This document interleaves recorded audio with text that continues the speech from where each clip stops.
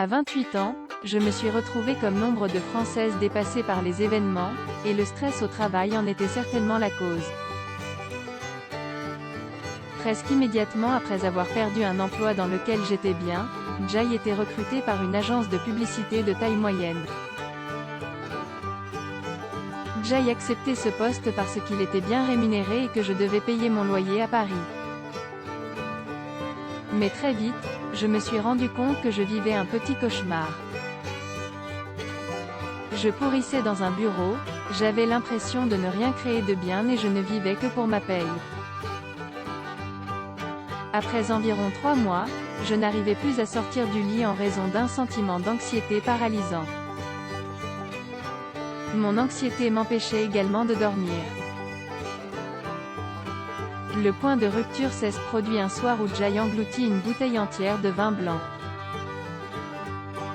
C'était un jeudi soir et pourtant mes années d'université étaient loin derrière moi. Il était clair que je devais me bouger et changer de travail.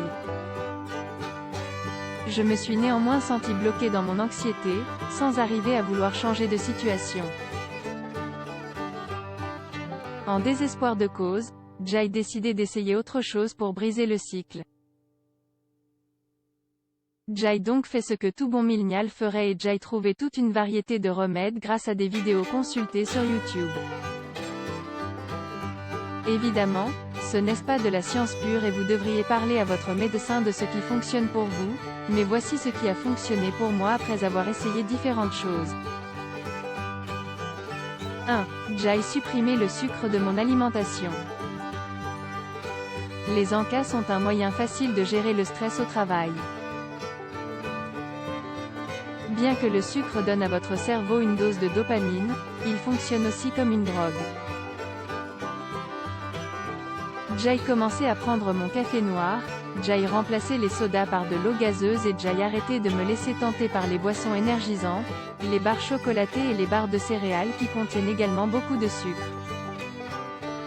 Les 2 premiers jours ont été durs. Après cela, les envies s'arrêtent et vous serez étonnés. Est-ce de voir à quel point vous avez plus d'énergie et vous vous sentez plus calme. Ça a changé la donne.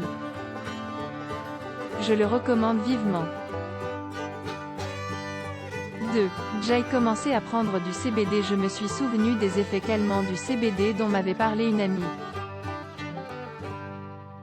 Elle l'utilise pour ses règles douloureuses, sous forme D, mais m'avait expliqué qu'elle en prenait quand même tous les jours car cela l'apaisait notablement.